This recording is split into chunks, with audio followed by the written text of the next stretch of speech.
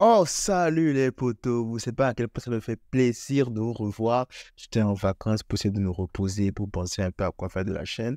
Et là, je suis de retour, plus frais que jamais et prêt pour de nouvelles choses. Donc, me revoilà, salut les potos. Pour ceux qui ne me connaissent pas, c'est des geeks d'à côté. Et ici, on parle d'anime, manga et tout ce qui a rapport avec. Aujourd'hui, de quoi on va parler de l'épisode, j'ai envie de qualifier cet épisode-là, mais de mythique. Épisode mythique, épisode numéro 13. Coïncidence, je ne pense pas. De My Hero Academia saison 7. Et franchement, cet épisode-là, s'il y a des épisodes cette année qui ont eu un 10 sur 10, cet épisode-là, franchement, mérite un 11, voire un 12 sur 10. Ce qui était parfait dans tous les sens du terme. Et avant de rentrer dans l'épisode, j'ai envie de faire une petite parenthèse par rapport à Shigaraki et All For One, cette notion d'antagoniste là. Je ne serai pas long, je vous promets. Mais là, en fait, je ne veux plus jamais entendre quelque part que Shigaraki un top 5 antagoniste, all-time, whatever, peu importe la timeline, je ne veux plus entendre ça.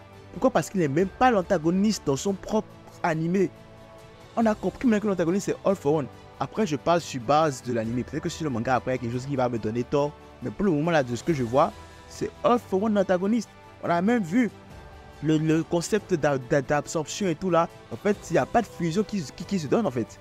Il n'y a pas de fusion, en fait, c'est juste All For One qui est en train d'absorber Shigaraki. C'est All For One qui contrôle Shigaraki. Shigaraki a limite très peu de volonté propre. Sauf quand on touche un peu les choses auxquelles il est sensible, c'est là que tu vois que Shigaraki réagit. Sinon, il n'y a pas forcément de fusion en tant que tel. Oui, tu peux dire que c'est une fusion, mais c'est plus All For One en fait qui contrôle totalement Shigaraki. Et en fait, ça, je ne l'avais pas compris pendant les autres épisodes. Je pensais que pendant tout ce temps, c'était Shigaraki, mais non, c'est All For One qui contrôle Shigaraki. Et là, en fait, toutes les interactions qu'ils ont avec Shigaraki, c'est pas Shigaraki, c'est avec All For One en fait. Et c'est juste la fois où le mignon a dit un truc qui a fait réagir Shigaraki qu'on a pu apercevoir Shigaraki. Donc en fait, Shigaraki n'est même pas son mot à dire. Et ça, c'est dommage parce que moi, j'aurais tellement aimé que ce soit Shigaraki qui soit l'antagoniste de ce truc-là. Ah, à la limite, tu peux me faire le même concept en fait, mais en remettant Shigaraki en route, c'est Shigaraki qui a totalement absorbé All For One. Ça aurait été beaucoup plus dingue. Ça aurait été beaucoup plus sympa, tu vois, à regarder. Mais bon, c'est pas grave, ça ne lève rien au fait que cet épisode était une masterclass. Oui, ça, c'est un épisode qui mérite le titre de masterclass. Déjà, on nous montre le début de comment Deku a fait pour arriver. Et on a vu la partie épique avec les gars de Star Stripe qui l'ont aidé et tout. Ça, c'était super. On a eu l'entrée de Deku. Et on a revu les coulisses de l'entrée de Deku, quoi, tu vois. Et donc là, bim, genre, c'est trop malade. Il se demande, est-ce que tout le monde va bien? Et en fait, au moment où il pose la question, il se rend compte en fait, que personne ne va bien. Et il voit le corps de Bakugou. Et là, c'est fini. Mon gars décourage. En fait, il veut entrer en rage. Et on s'attend à avoir un moment de rage classique des animés, quoi. Et là, t'as le mur qui vient lui parler. Lui dit de se ressaisir. Que les gars qui sont à terre, en fait, savent pourquoi ils sont à terre. Ils savaient dans quoi ils se mettaient quand ils ont commencé le combat, tu vois. Et donc, bizarrement, contrairement à ce que je m'attendais, ça, j'ai vraiment aimé. Deku s'est calmé. Donc, l'auteur, en fait, a réussi à nous donner un moment incroyable sans pour autant passer par la case rage. Vous comprenez un peu, genre, on n'a pas eu à avoir des coups, genre, enragé qui ne se contrôle pas avant d'avoir cet épisode épique là qu'on a eu. Tout ce que Deku a fait à partir de là, c'était en pleine connaissance de cause, en pleine conscience d'esprit. Genre, en fait, il était calme, il était en pleine position de toutes ses facultés, il réfléchissait quand il faisait ses actions.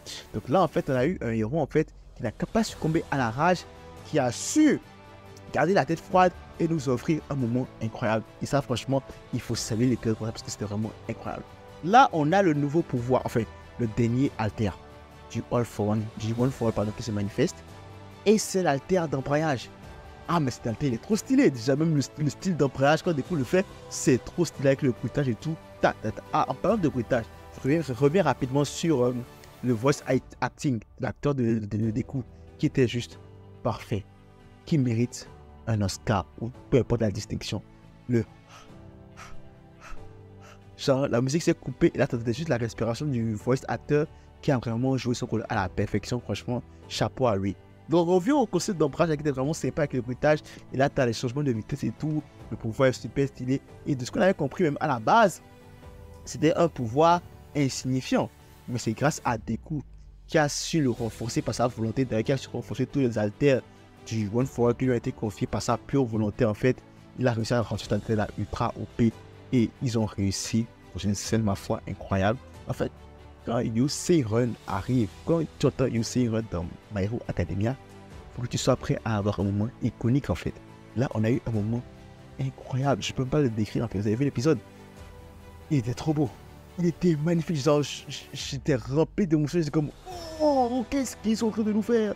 Qu'est-ce qu'ils sont en train de nous faire? Le plan avec tous les personnages du One for All, tous les personnages du One for All qui mettent leur volonté en découp. L'OST derrière Deku qui nous porte le coup fatal avec tous les gars derrière lui. Oh, c'était beau. C'était magnifique et tout. Et croyez-moi, en fait, ça dépasse. Je ne sais pas qui va me dire le contraire, mais ça dépasse le United States of Smash. Parce que ça, c'est le United States of Smash version Deku Pro Max améliorée. C'est ça, en fait. Ça, c'est la version améliorée du United States of Smash. Elle était incroyable, elle était bête. Et là, en fait, c'est une technique, c'est un coup, en fait, que Deku a apporté en utilisant tous les alters des anciens processeurs du One for All combinés ensemble pour nous sortir cette attaque-là incroyable et qui a réussi à mettre Shigaraki presque hors d'état de nuire. Sauf que bon, voilà, enfin, pour le Shigaraki, All for One. Sauf que voilà, All for One, son corps, je ne sais pas trop de quoi il est fait, mais il est encore en train d'évoluer et en fait, elle n'est pas encore sortie de l'auberge.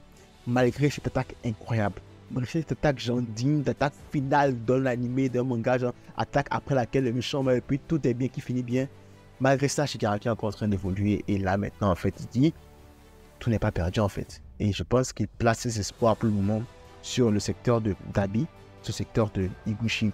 Dans le secteur de Higuchi qu'on verra dans les prochains épisodes. Donc, je pense que là, en fait, on aura une certaine cassure au niveau du rythme parce que là, on va quitter All for One versus Deku pour rejoindre Higuchi et tout cas, ils sont en train d'affronter les ectomorphes et tout.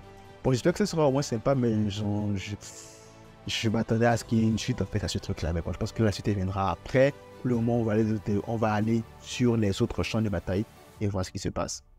Que dire? Il était parfait. Comme je l'ai dit, l'épisode il mérite un 12 sur 10. Un 13 sur 10. C'était une masterclass du début à la fin. Et chaque fois, maintenant, Academia nous sort des épisodes comme ça, hein, au moins une fois par saison. Et ça, franchement, il faut les féliciter pour ça. Il n'y a pas beaucoup d'animés qui nous sortent des épisodes qui valent un 10 sur 10 chaque saison. Et My Hero Academia jusque-là a réussi à le faire. Genre, je ne veux pas commencer à citer là parce que j'ai perdu le track. Mais saison 6, il y a eu le rappel de Deku. Saison 5, je ne sais plus trop, mais il y avait eu un truc. Saison 4, Overall contre Deku. Tu vois, il y a toujours un truc, il y a toujours un épisode qui se démarque, un épisode qui est genre digne d'un 10 sur 10. Et encore ici, cette fois, ça n'a pas manqué. Et je tiens à finir en disant que les OST de My Hero Academia sont peut-être en train d'arriver ici, hein, avec les OST de Bleach, comme étant les meilleurs OST d'anime all time. Franchement, ouais, je pense qu'ils sont en train d'arriver là, à Bleach. Ils sont pas encore là, mais ils arrivent presque. Voilà, c'est ce que j'avais à dire pour cette revue de l'épisode 13 mythique de la société de My Hero Academia. C'était bien, n'hésitez pas à liker, vous avez toujours plaisir. C'était beaucoup abonné, à moi ça fait encore plus plaisir. Max de like, max de partage, on se retrouve très très vite dans la vidéo. C'est là pour une vidéo proche, ça fait un plaisir de vous revoir. C'est tout pour moi. À la prochaine.